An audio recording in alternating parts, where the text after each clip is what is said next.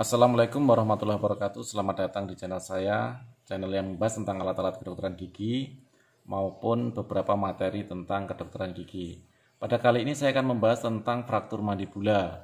Ada 6 karakter yang sering digunakan untuk mendeskripsikan fraktur mandibula dari sisi letaknya, komplit maupun inkompletnya.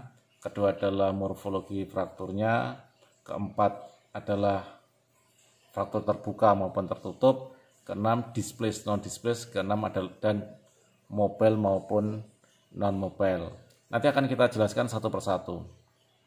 Untuk yang pertama adalah lokasi dari fraktur mandibula ini dapat terjadi pada kondilus.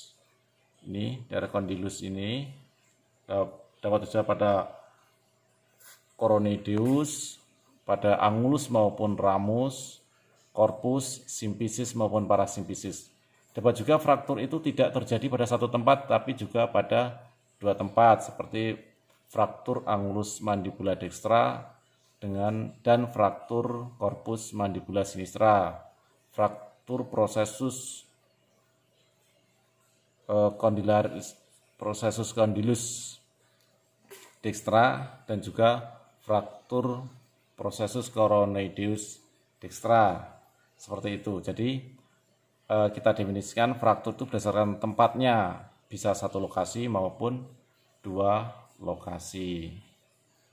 Kedua adalah fraktur komplit maupun fraktur inkomplit. Dikatakan sebagai fraktur komplit jika garis frakturnya ini benar-benar memisahkan menjadi dua fragmen, jadi tidak ada kontinuitas dari tulang tersebut.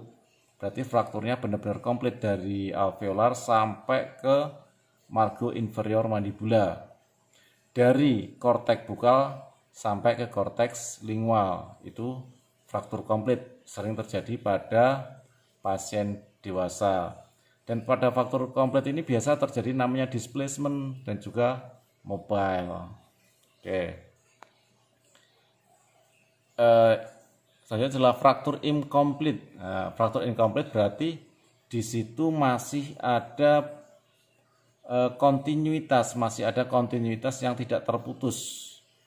Jadi fraktur hanya pada sebagian tulang, masih ada beberapa sebagian tulang yang intak. Ini jarang terjadi pada orang dewasa, seringkali terjadi pada anak-anak, pasien anak-anak, dan disebut juga sebagai green stick fraktur atau fraktur green stick. Kalau orang Jawa bilangnya pepes, seperti itu. Kadang untuk fraktur incomplete ini atau green stick ini, kadang dia tidak memerlukan perawatan bedah, bisa dirawat dengan metode close maupun cukup dengan modifikasi menggunakan diet lunak maupun diet cair. Karakteristik ketiga adalah morfologi fraktur. Nah, morfologi fraktur ini berdasarkan jumlah fragmen dan juga garis frakturnya dan displacement. Sesuai morfologinya ini dibagi menjadi dua kategori, yaitu satu adalah fraktur simple, kedua fraktur kompleks. Fraktur simple ini hanya melibatkan satu garis fraktur yang menghasilkan dua fragmen. Jadi dikatakan simple jika hanya ada satu garis fraktur yang menghasilkan dua fragmen. Untuk fraktur kompleks ini terdiri minimal dua garis fraktur dengan 3 atau lebih fragmen. Ini meliputi ada 4 macam ini. Basal triangle fraktur, ya seperti ini. Yang paling atas ini basal triangle fraktur, di mana melibatkan dari margo inferior dari mandibula. Di sini ada beberapa garis patahan. Yang kedua adalah segmental fraktur. Nomor 2 ini adalah segmental fraktur, di mana ada dua garis fraktur pada lokasi anatomi yang sama. Dua garis fraktur pada satu anatomi yang sama. Bisa segmen korpusnya saja, segmen parasimfisis, maupun segmen ramus, itu namanya fraktur segmental. Yang ketiga adalah untuk fraktur kompleks ini adalah comminuted fraktur. Ini yang bawah pojok paling kanan ini, comminuted fraktur, yaitu di mana terdapat banyak sekali garis fraktur dan juga banyak fragmen, namanya comminuted. Terus yang keempat ini adalah defek fraktur defek. Defek fraktur ini jika ada fragmen tulang yang hilang. Fragmen tulang yang hilang dinamakan sebagai defek fraktur. Oke. Karakteristik keempat adalah fraktur itu terbuka maupun tertutup. Nah, fraktur dikatakan terbuka jika garis fraktur, jika pada lokasi fraktur ada hubungan dengan mukosa intraoral maupun ligamen periodontal, disebutkan sebagai open fraktur, ataupun pada tulang yang fraktur itu terhubung dengan ekstraoral, bisa terjadi adanya jaringan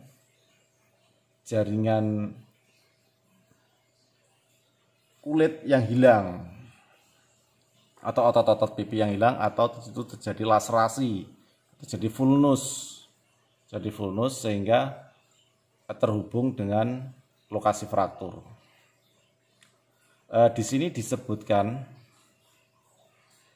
disebutkan bahwa semua fraktur yang melibatkan gigi dan rahang, dianggap sebagai fraktur terbuka. Jadi semua fraktur yang melibatkan gigi dianggap sebagai fraktur terbuka. Sedangkan untuk close fraktur, di mana pada jaringan lunak baik intraoral maupun ekstraoral, area terdekat dengan area fraktur masih intak, masih utuh, disebut sebagai close fraktur. Yang kelima ini adalah displacement. Ya, fraktur kita ini seringkali digunakan untuk fraktur kondilus mandibula, displace dan non-displace. Dikatakan displace apabila fragmen fraktur ini secara anatomi alignment-nya itu tidak sempurna. Alignment-nya tidak sempurna, seperti ada step maupun secara anatomi garisnya tidak sesuai dengan anatomi sesungguhnya, namanya displace. Displace ini dapat minimal, moderate maupun severe, tetapi masih belum ada definisi yang jelas untuk itu. Sedangkan untuk non-displace berarti secara anatomi alignment-nya masih bagus. Secara anatomi alignment-nya masih bagus, masih sesuai dengan anatomi sebelumnya. Tidak ada perubahan alignment, jadi dia fraktur yang non-displace. Karakteristik terakhir adalah fraktur itu mobile maupun non-mobile. Untuk mengetahui mobile dan non-mobile ini dapat kita lakukan dengan memegang fragmen fraktur itu dengan dua tangan. Jadi kedua fragmennya itu kita pegang, kita gerakkan apakah dia itu bergerak atau tidak. Pada fraktur yang mobile biasanya pasien akan kesakitan ketika ada gerakan untuk mengunyah, bicara maupun menelan. Oke, itu saja yang dapat saya sampaikan. Tadi ada 6 deskriptor atau 6 karakteristik untuk mendeskripsikan fraktur. Lokasinya, apakah frakturnya komplit maupun incomplete, morfologi fraktur tadi simple maupun kompleks. Yang 4 adalah open or close, displace non-displace, mobile maupun non-mobile. Oke. Terima kasih telah mendengarkan. Wassalamualaikum warahmatullahi wabarakatuh.